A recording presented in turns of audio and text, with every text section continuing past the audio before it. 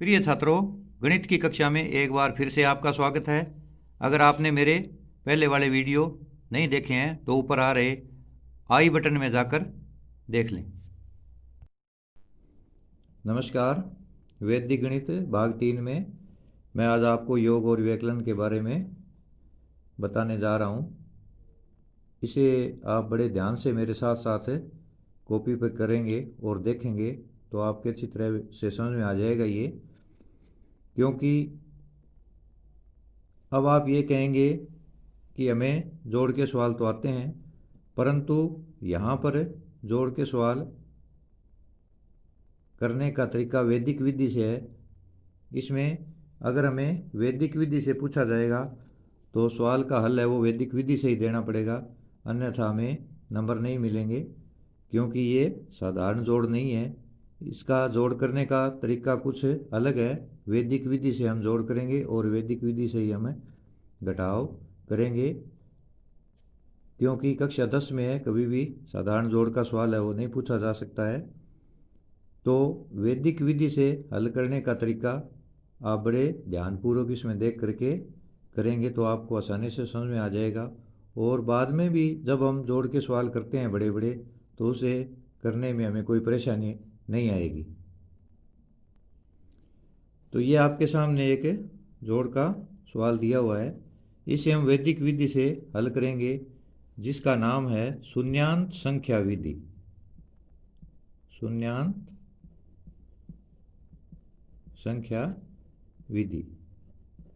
तो इस क्वेश्चन को हम वो शून्यांत संख्या विधि से हल करेंगे। तो इसमें सबसे पहले हमने क्या करना है, अब आप यहाँ ये देखते होंगे कि इनको अलग अलग दूर दूर रकमों को क्यों लिखा है।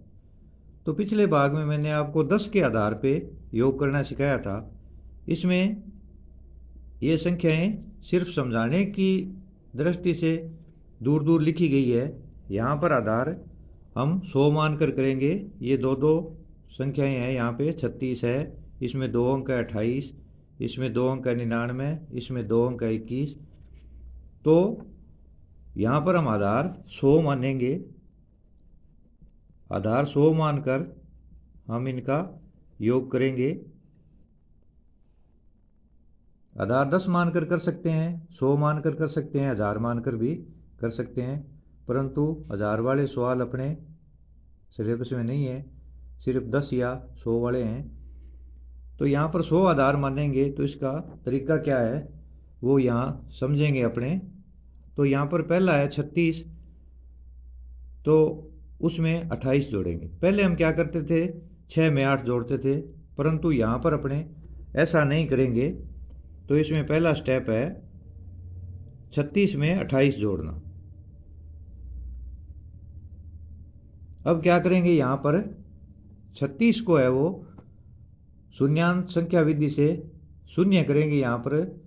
तो अपने 36 में 4 भी जोड़ सकते हैं और 36 में 14 भी जोड़ सकते हैं।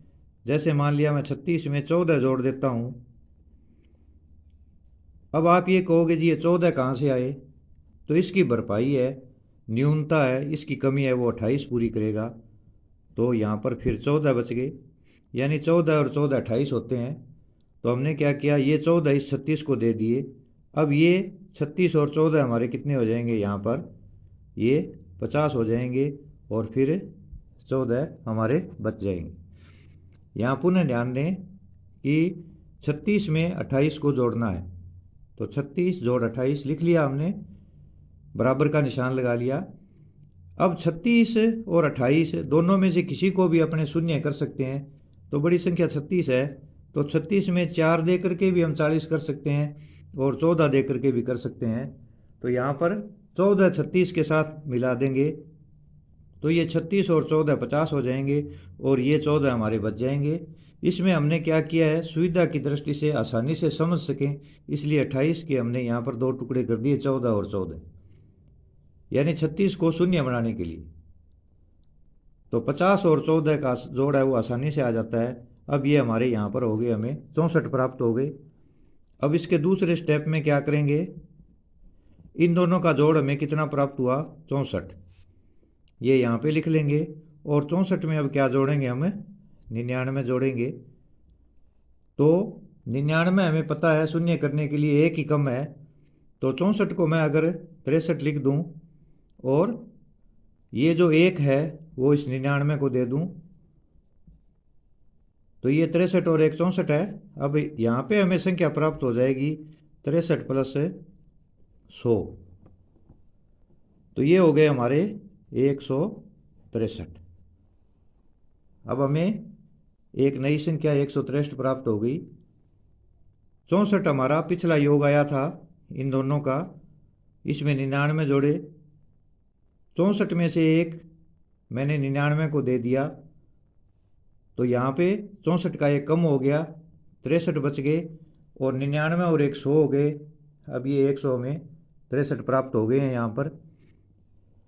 अब यहाँ तक हमें 163 प्राप्त हुए हैं, इन तीनों का जोड़ हमें 163 प्राप्त हुआ है। तो हम क्या करेंगे, यहाँ पर हमारा जो 99 है, 99 से पूर्व अंक,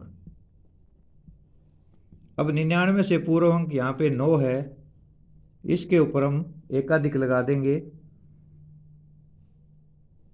9 पर एकाधिक चिन्ह लगाएंगे।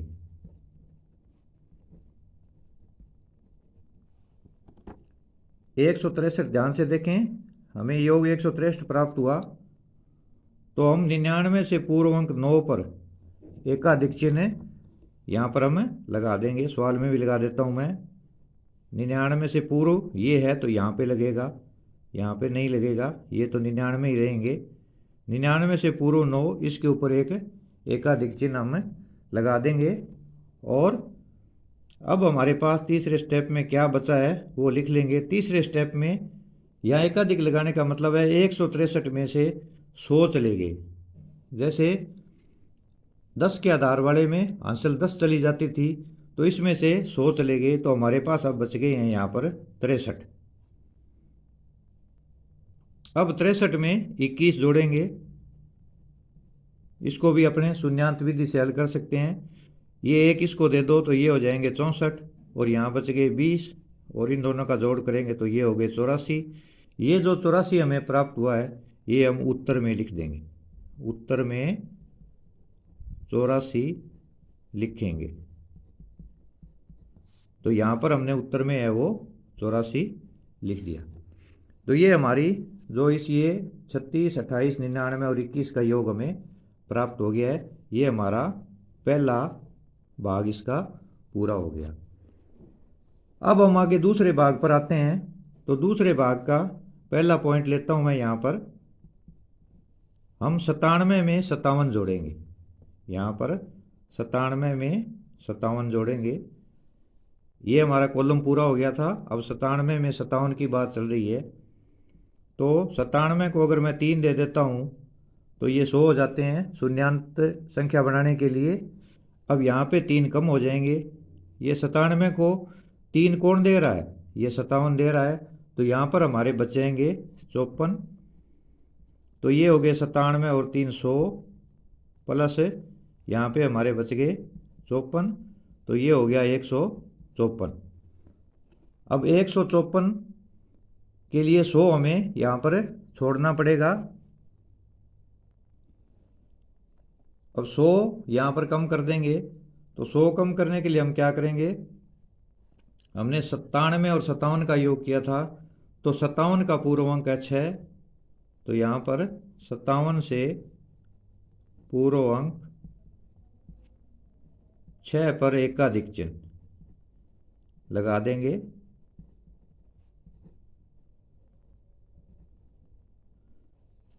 तो 6 पर हमने एकाधिक चिन्ह यहाँ पे लगा दिया।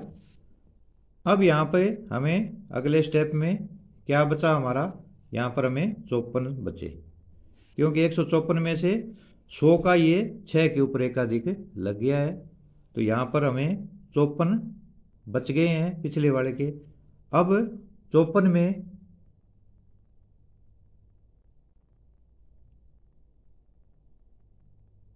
क्या जोड़ेंगे,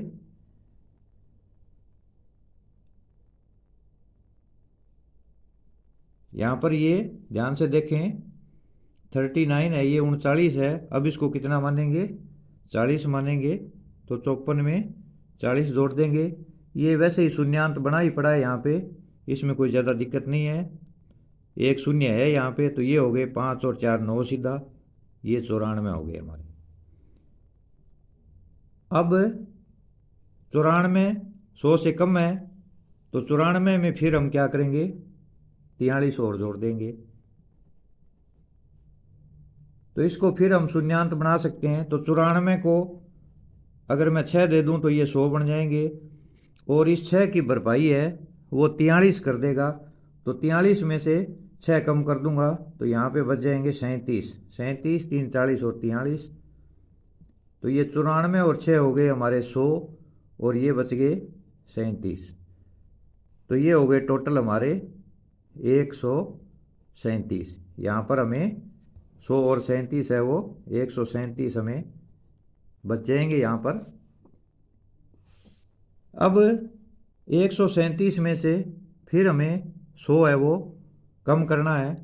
तो हम क्या करेंगे कि जो हमारा 43 है, 43 से पूर्व क्या है, 5 के ऊपर एक अधिक हम लगा देंगे यहाँ। 43 से पूर्व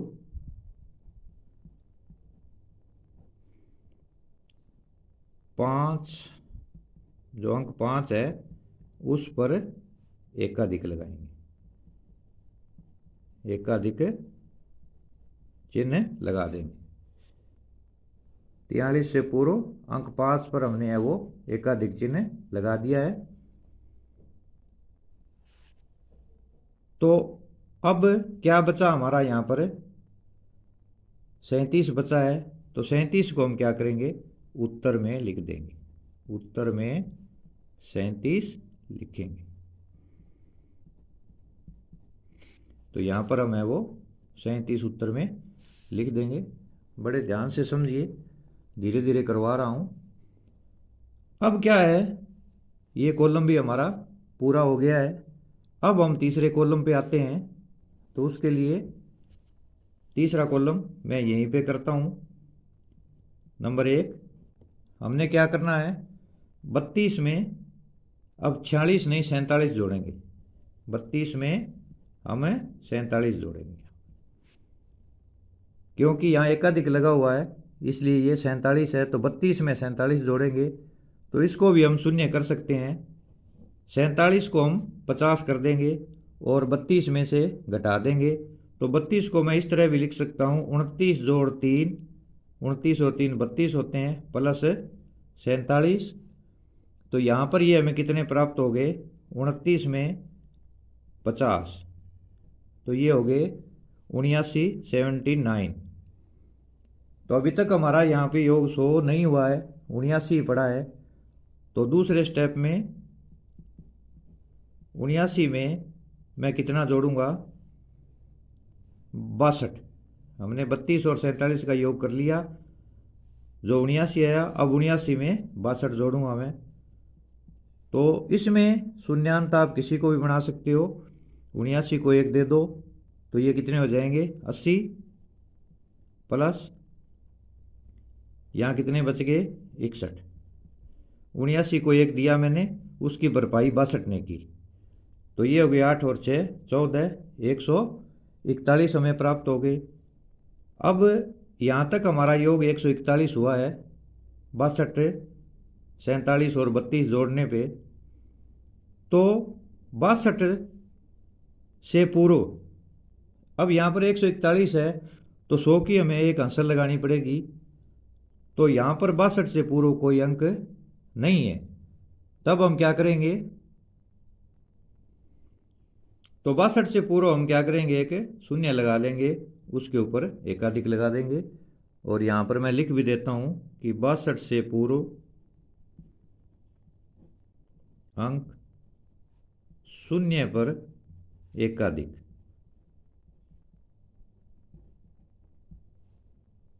बासठ से पूर्व अंक नहीं है तो हम शून्य लिख लेंगे और उसके ऊपर एकाधिक लगा देंगे। तो अब यहाँ पे आप ध्यान से देखो, 141 थे, 141 में 100 तो यहाँ चले गए, तो पीछे हमारे क्या बच गए, यहाँ पर सिर्फ 41 बच गए। अब 41 में कितना जोड़ेंगे हम, ये 55 नहीं है, ये 56 है, क्योंकि एकाधिक पहले से लगा हुआ है। तो 41 में हम 56 जोड़ देंगे। इसको भी हम शून्य बना सकते हैं, तो इसको अपने ये लिख सकते हैं 37 + 4। 37 और 4 कितने हो गए, 41, और यहाँ पे 56। 41 के हमने दो टुकड़े कर लिए। 37 में अगर मैं 4 जोड़ता हूँ तो 41 होते हैं। तो अब ये हमारे बन गए 37 + 60।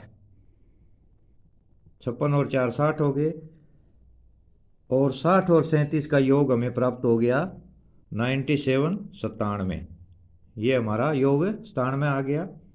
अब क्या करेंगे, जो 97 हमें मिला है, नीचे इसमें कोई जोड़ने वाला है नहीं, और ये 100 से कम भी है, तो उत्तर में कितना लिखेंगे, 97 लिखेंगे। उत्तर में 97 लिखेंगे।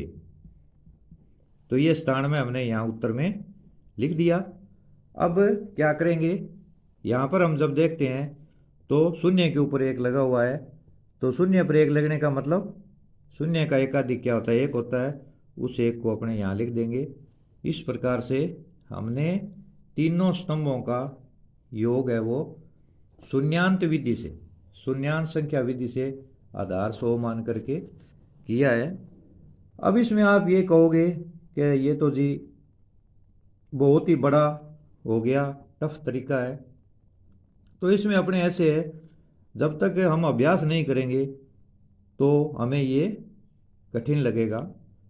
परीक्षा के अंदर क्या करना है हमें, ये एक भाग है, इतना ही दर्शा करके हम इसके नीचे लिख सकते हैं और इस तरह से हल करेंगे। बाकी प्रश्न इस प्रकार से हल करेंगे या उपरोक्तानुसार हल करेंगे। जब हमें यहाँ पर मौखिक अभ्यास हो जाता है, तब हमें क्या करना है, शून्यांत विधि में ये सब चीज़ें जो हमने लिखी है ये समझाने के उद्देश्य से लिखी गई है। इतना जो पैराग्राफ बन गया है हमारा, ये समझाने के उद्देश्य से है। अगर हम इसका अभ्यास कर लेंगे, इसकी हमें प्रैक्टिस हो जाएगी, तब हमें ये सब बातें करने की ज़रूरत ही नहीं पड़ेगी, क्योंकि फिर हम क्या करेंगे, अपने दिमाग से ही इनका योग कर लेंगे। जैसे इसमें मैं करके दिखाऊँ आपको कि 36 है, 36 में 14 दे दिए 50, 50 और 14 हो गए 64। 64 में जब 99 जोड़ते हैं तो 99 को एक दे दो 100, 100 और 63, 64 वाला एक कम हो गया तो 163। 163 में 100 यहाँ लग गया, हमारे पास बच गया 63। 63 को एक दे दो 64, 64 और 20 84। हम सीधा यहाँ पर हल कर सकते हैं, इसमें कोई हमें मुश्किल नहीं आएगी, बहुत ही आसान है। पुनः एक बार आपको मैं करके बताता हूँ कि 36 में 28 जोड़ने हैं, तो 36 में 14 जोड़ दो 50, 50 और 14 हो गए हमारे 64। 64 में 99 जोड़ने हैं, तो 99 में एक दे दो 100, 100 और उधर 63 बच गए 163। 163 का 100 यहाँ पर एकाधिक लगा दिया तो बच गए 63। 63 और 21 कितने हो गए हमारे, 84 हो गए। तो बहुत ही आसान विधि है ये। अगर हम इसका अभ्यास कर लेंगे तो हमें कोई भी कठिनाई नहीं आने वाली। हम जो 10 का आधार मान करके योग करते हैं, 100 का आधार मान करके योग हम कर सकते हैं। परीक्षा के अंदर आपको अगर ये क्वेश्चन आ जाता है तो इसमें जो ये एकाधिक लगे हुए हैं ये चिन्ह बड़े महत्वपूर्ण हैं। अगर ये अपने सही नहीं लगे हुए हैं तो इसका मतलब कि हमने कोई गड़बड़ की है या हमने एक एक करके इनका योग किया है, तो ऐसा हमने नहीं करना है। इस सवाल का हम बार बार अभ्यास करेंगे।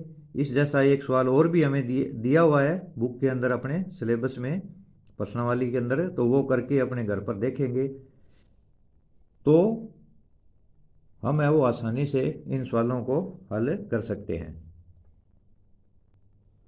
अब अगला क्वेश्चन इसमें अपने घटाव का लेते हैं। तो वैदिक विधि से घटाव है वो बहुत ही आसानी से हो जाता है। न हमें लाइनें निकालना, न उंगलियों पे जोड़ना, न सवाल की जांच करनी, और इसमें गलतियां होने की बहुत ही कम संभावनाएं हैं। जैसे मैं एक घटाव का सवाल यहाँ पे लिखता हूँ। हमारी कोई संख्या है 98,356। इसमें से हमने घटाना है 70,467। ये हमें यहाँ पर घटाव करना है, इसका घटाना है। इसको वैदिक विधि से कैसे घटाते हैं, तो घटाव करते समय सबसे पहले हमें ये ध्यान देना है वैदिक विधि में कि अगर रकम नहीं घटती है, पहले अंक पे हम ध्यान देंगे, 6 में से 7 घटता है या नहीं घटता है। तो 7 बड़ी संख्या है तो 6 में से 7 नहीं घटता है। तो सबसे पहला काम हमें ये करना है कि जो 7 से पूर्व का अंक है उसके ऊपर एक एकाधिक का चिन्ह हमने लगा देना है। पुनः ध्यान दें, दोबारा सुने कि वैदिक विधि से घटाव करते समय हमें यह ध्यान रखना है कि अगर कोई अंक नहीं घटता है, यहाँ जैसे इकाई का अंक 6 है, 6 में से 7 नहीं घटता है। अगर यहाँ पे 8 होता और यहाँ पे 7 होता तो हम यहाँ पर एकाधिक का चिन्ह नहीं लगाते, परंतु हमने देखा 6 में से 7 नहीं घट रहा है तो हम यहाँ पर एक एकाधिक का चिन्ह लगा देंगे। एकाधिक चिन्ह लगाने के बाद में हमें क्या करना है कि हम यहाँ पर 7 का परम मित्र क्या होता है।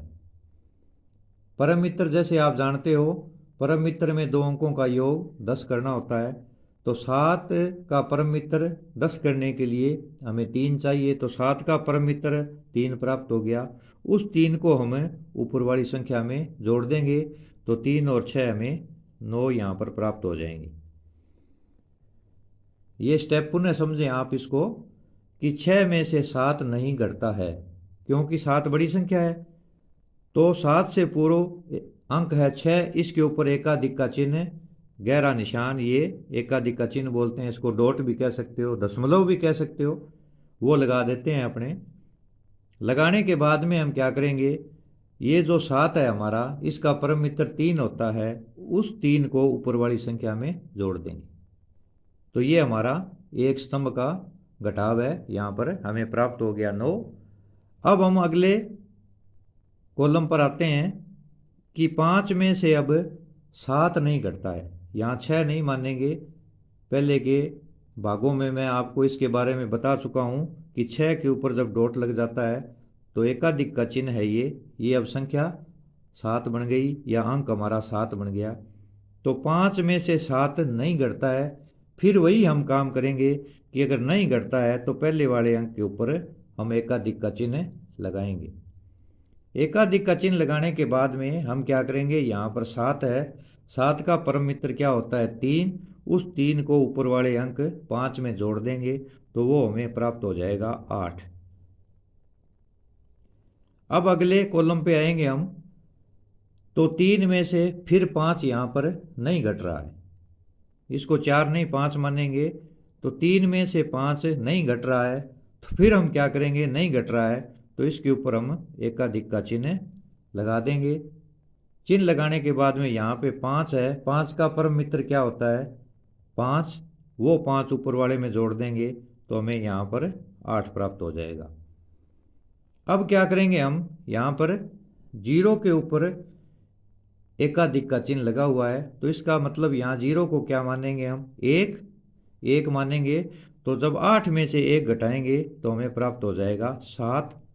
अब क्या यहाँ पर एकाधिक चिन्ह लगाएंगे, यहाँ पर एकाधिक चिन्ह लगाने की आवश्यकता नहीं है क्योंकि यहाँ पर 8 में से 1 घट चुका है। अगर नहीं घटता तो हम एकाधिक चिन्ह लगाते। अब क्या करेंगे, 9 में से 7 फिर घटा देंगे तो हमें 2 प्राप्त हो जाएगा। इस तरह से हमारा ये व्यकलन है, हम करेंगे। व्यकलन को ही घटाव कहते हैं। तो घटाव करने का तरीका, इसमें देखो न कोई आंसर लगाने की ज़रूरत पड़ी है, न कहीं कुछ लिखा है। कई बार हम उंगलियों पे जोड़ते हैं, जो थोड़े से बच्चे मैथ के अंदर ध्यान नहीं देते, वो क्या करते हैं, लाइनें निकाल कर जोड़ते हैं, उंगलियों से जोड़ते हैं या इनके ऊपर आंसर लगाते हैं। तो देखो हमने कहीं पर भी आंसर नहीं लगाई और बड़ी आसानी से हमने इसका वो व्यकलन है कर दिया है। यहाँ पर एक और घटाव का सवाल हम लेते हैं। 70,467 में से 27,889 घटा रहा हूँ मैं। तो यहाँ पर हम क्या करेंगे, 7 में से 9 नहीं घटता है तो इसके ऊपर एकाधिक चिन्ह लगा देंगे। अब 9 का परम मित्र क्या होता है 1, 1 को हम इसके अंदर जोड़ देंगे तो ये क्या हो जाएगा हमारा 8। 7 में से 9 नहीं घट रहा है, तो यहां पर एकाधिक चिन्ह लगा देंगे और 9 का परम मित्र होता है 1, एक ऊपर वाले में हमें जोड़ देंगे।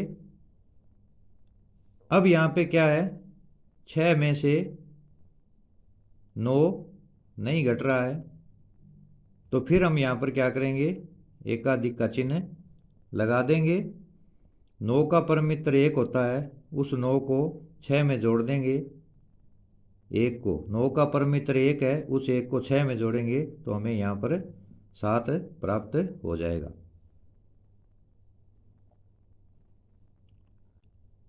अब फिर यहाँ पर 4 में से 9 नहीं घट रहा है, तो यहाँ पर हम एकाधिक चिन्ह लगा देंगे। यहाँ पर फिर 9 का परम मित्र 1, 1 को इसमें जोड़ देंगे तो ये हो गया हमारा 4 और 1 5। अब यहाँ पर फिर ध्यान दें कि 0 में से 8 नहीं घट रहा है।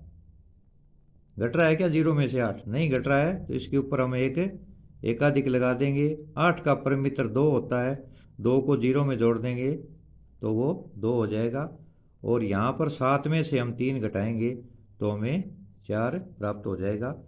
इसको आप अपने तरीके से भी जान सकते हैं, पुराने वाले तरीके से, कि 9 और 8 17 का साता हंसल 1, 8 7 15 और 1 16 का छिक्का हंसल 1, 5 और 8 13 और 1 14 का चौका हंसल 1, 2 और 1 3 और 7 10 की 0 हंसल 1, 4 1 5 5 और 2 7।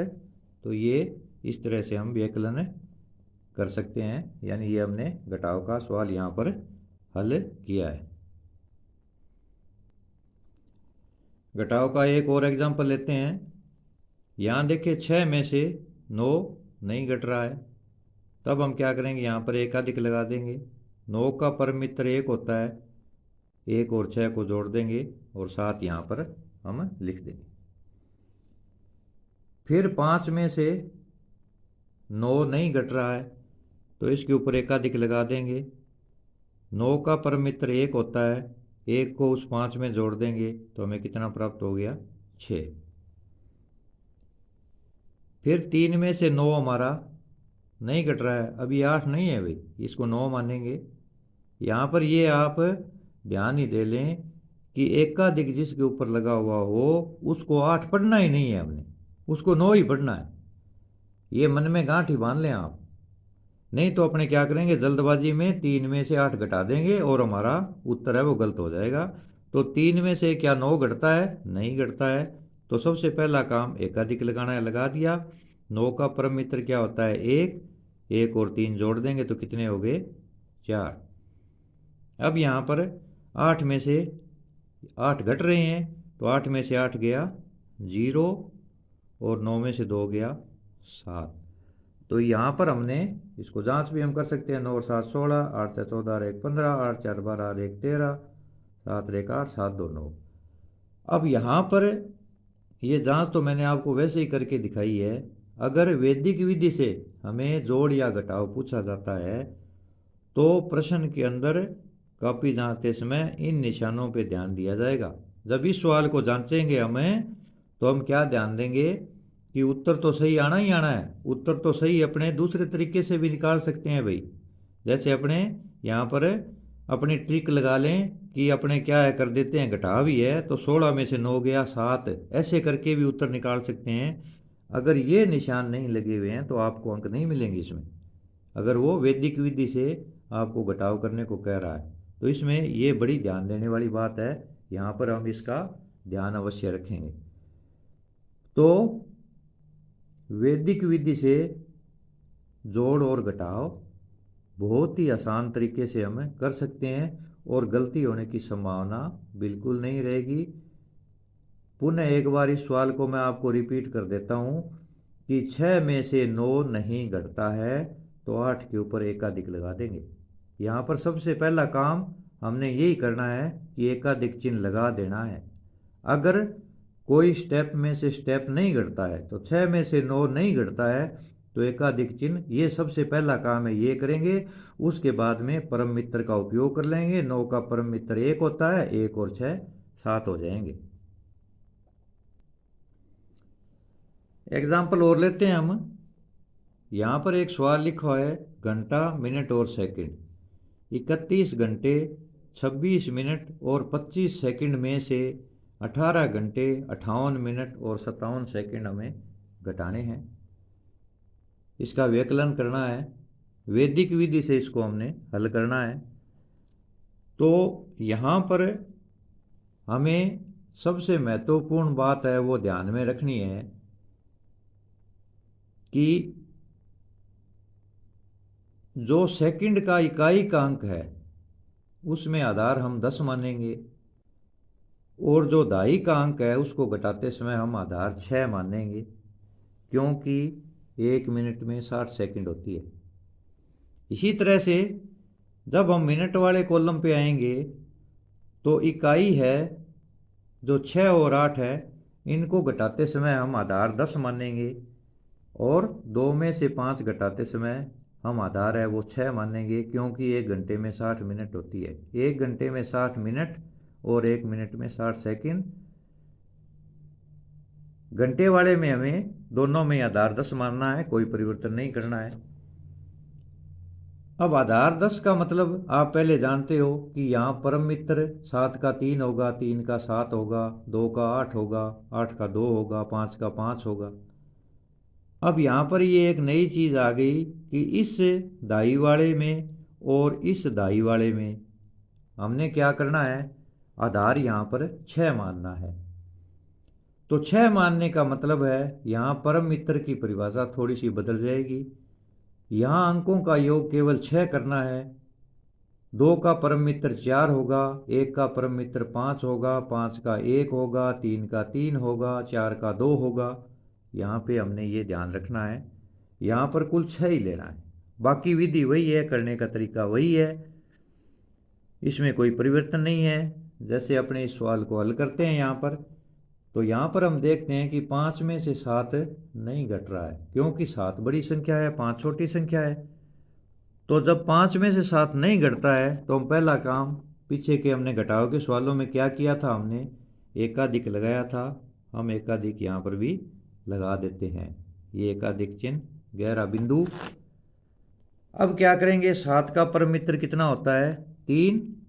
इस 3 को ऊपर वाले में हम जोड़ देंगे तो हमें क्या प्राप्त हो जाएगा, 8। अब बारी यहाँ पे आती है, हमने इकाई वाला कर लिया, अब दाई वाले की बात आती है। तो यहाँ 2 में से 6 नहीं घटता है। अब यहाँ पे हमें ये याद रखना है कि यहाँ इन दाई वाले में या इसमें से जब इसमें घटाते हैं, मिनट और सेकंड वाले सवालों में, घंटा मिनट और सेकंड वालों में, तब इसके अंदर हमने परम मित्र 6 का योग ही लेना है। 2 का 4, 4 का 2, 1 का 5, 5 का 1, 3 का 3। तो यहाँ 2 में से 6 नहीं घट रहा है, तो 6 का परम मित्र कितना होता है, 2 जीरो होता है, यानी 6 में 0 जोड़ने तो 0 आ जाता है। तो यहाँ 6 का परम मित्र 0 है, तो 0 में 2 जोड़ देंगे तो हमें यहाँ 2 प्राप्त हो जाएगा। अब हम अगले स्टेप पे आते हैं, और यहाँ पर हमने क्या किया है, परम मित्र का उपयोग किया है। 2 में से 6 नहीं घटा, तो यहाँ पर हम एकाधिक भी लगाएंगे। इसे पुनः समझें आप, 5 में से 7 नहीं घटता है तो एकाधिक लगा दिया। 7 का परम मित्र 3 होता है, 3 को 5 में जोड़ दिया, 8 को नीचे लिख दिया। अब यहाँ पे आते हैं, ये दाई का है, तो 2 में से 6 नहीं घट रहा है, तो पहले तो एकाधिक का चिन्ह तो हम लगा देंगे। बाकी प्रक्रिया सारी वही है जो हमने घटाव में की थी। इसमें फ़र्क सिर्फ इतना ही है कि इन दोनों में, दाई वाले में और इस दोनों में दाई वाले में, हमने 6 का ही आधार 6 मानना है यहाँ पे। तो यहाँ पे हो गया ये 6, तो 2 में से 6 नहीं घटता, तो यहाँ पर एकाधिक चिन्ह लगा देंगे। 6 का परम मित्र 0 ही होता है, क्योंकि 0 में 6 जोड़ने पर 6 आ जाता है, तो 0 और 2 कितने हो गए, 2। अब यहाँ पर क्या करेंगे, 6 में से 9 फिर नहीं घट रहा है, तो हम यहाँ पर पूर्व की भांति जो पहले किया है एकाधिक चिन्ह लगा देंगे। यहाँ पर 9 का परम मित्र कितना होता है? एक। एक और 6 कितने हो गए यहाँ पर? 7। अब पुनः यहाँ पर 2 में से 6 नहीं घट रहा है, तो हम यहाँ पर क्या करेंगे? एकाधिक का चिन्ह तो लगा ही देंगे। अब 2 में से 6 नहीं घट रहा है, तो वही ये दाई वाला अंक हो गया। यहाँ पे आधार हमने 6 माना है, तो 6 का परम मित्र 0 मानेंगे हम। 0 ही होता है, क्योंकि 6 में 0 जोड़ते हैं, तो 0 में 2 जोड़ दिया, तो ये कितना हो गया हमारा? 2। अब क्या करेंगे? घंटे वाले पे आएंगे, तो 1 में से 9 नहीं घट रहा है। देखो यहाँ पर मैं पुनः आपको याद करवा रहा हूँ कि वैदिक गणित में इसको 9 ही पढ़ना है, हमें भूल जाना है कि ये 8 है। अगर किसी भी अंक के ऊपर एकाधिक लगा हुआ है तो हम उसको 9 ही पढ़ेंगे, अन्यथा हम सवाल में गलती कर देंगे। यहाँ 1 में से 9 घटाना है, इसको 9 ही पढ़िए आप। ये वैदिक गणित का 9 है भाई, 8 नहीं है ये। 8 तो ये हमारे गणित का है, जब इसके ऊपर एकाधिक लग गया ना तो ये वैदिक गणित का 9 बन गया। तो अब 1 में से कितना घटाएंगे? 9 नहीं घटता है, तो सबसे पहला काम इसके पूर्व अंक पर एकाधिक का चिन्ह लगा देंगे। 9 का परम मित्र 1 होता है, 1 को ऊपर वाले में जोड़ देंगे तो कितना हो गया? 2। 2 को नीचे लिख देंगे। अब 3 में से कितना घटाना है? 2 घटाना है, तो क्या बच गया? 1। तो हमें उत्तर कितना प्राप्त हुआ हमारा? 12 घंटे 27 मिनट और 28 सेकंड। अब क्या है यहाँ पे, इसको ही हमने 6 क्यों माना? क्योंकि यहाँ हमारे पुराने वाले तरीके से हम ध्यान देना, तो ये 25 सेकंड है, 25 सेकंड में से 57 सेकंड नहीं घटते हैं भाई। तब यहाँ से हमें 1 मिनट उधार लेनी पड़ती है, वो 1 मिनट 60 सेकंड की हो जाती है। जब यहाँ पे हंसल आती है ना तो वो 60 की आती है, और 60 और 25 ये हो जाते हैं 85, और 85 में से जब 57 घटाते हैं तो 28 बचते हैं। ये हमारा पुराना तरीका है। फिर यहाँ पे हमारी मिनट कितनी बच जाएगी? 25। 25 मिनट है, फिर इसमें से 58 मिनट में से नहीं घटेगी, तब हम इधर से 1 घंटे की हंसल उधार लेंगे, तो ये फिर 1 घंटा यहाँ आकर के 60 मिनट इसमें और जोड़ देगा, तो 25 पहले थे तो ये 85 हो जाएंगे। फिर 85 में से हम 58 घटाते हैं, और यहाँ पर घंटे हमारे बच जाएंगे 30। 30 में से 18 जब हम घटाते थे तो 12 घंटे बचते थे। यहाँ पर ये वैदिक गणित से इसको हल है वो किया गया है। इस पे आप पुनः एक बार समझ लें कि घंटे मिनट और सेकंड में से ये घंटे मिनट और सेकंड घटाए गए हैं, तो यहाँ पे 5 में से 7 है वो नहीं घट रहा है, तो एकाधिक का चिन्ह लगा देंगे। और 7 का परम मित्र क्या होता है? 3। 3 को 5 में जोड़ देंगे, 8 लिख देंगे। फिर हम क्या करेंगे? 2 में से 6 नहीं घट रहा है, तो एकाधिक का चिन्ह लगा देंगे। सबसे पहला काम हमें एकाधिक का चिन्ह लगाने का करना है। अगर नहीं घट रहा है तो अब 6 का आधार लेंगे हम, तो 0 होगा, 0 में 2 जोड़ देंगे और 2 यहाँ पर हम लिख देंगे। इसके बाद में यहाँ पे आते हैं, तो 6 में से ये 9 नहीं घटता है, तो यहाँ एकाधिक लगा देंगे। 9 का परम मित्र क्या होता है हमारा? 1। 1 और 6 हो गए 7। फिर हम जब यहाँ पे आते हैं तो 2 में से 6 नहीं घट रहा है, इसको हम 6 पढ़ेंगे, 5 नहीं पढ़ेंगे। वैदिक गणित में 6 ही पढ़ना है इसको। तो 2 में से 6 नहीं घटता, यहाँ आधार हम क्या लेंगे? 6 लेंगे, क्योंकि ये मिनट का ढाई वाला पोर्शन है। तो पहले तो एकाधिक तो यहाँ पे लगा ही देंगे, क्योंकि ये घट नहीं रहा है। और फिर 6 का 0 हो जाएगा, 0 में 2 जोड़ देंगे तो हमें 2 प्राप्त हो जाएगा। इसके बाद में हम इसके ऊपर आते हैं, तो 1 में से 9 नहीं घटता है, तो यहाँ पर हम एकाधिक लगा देंगे। 9 का परम मित्र क्या हो गया? 1। 1 और 1 कितने हो गए? 2। 2 नीचे लिख देंगे। फिर हम आगे जब जाएंगे तो 3 में से क्या घटाएंगे? 2। इसको 1 नहीं मानेंगे, तो हमें क्या प्राप्त हो गया? 3 में से 2 घटाने पर हमारे बच गए 1। तो ये हम यहाँ पर 2 पढ़ेंगे, इसको 1 नहीं पढ़ना है, तो हमें यहाँ पर अंतिम उत्तर की प्राप्ति हो जाएगी।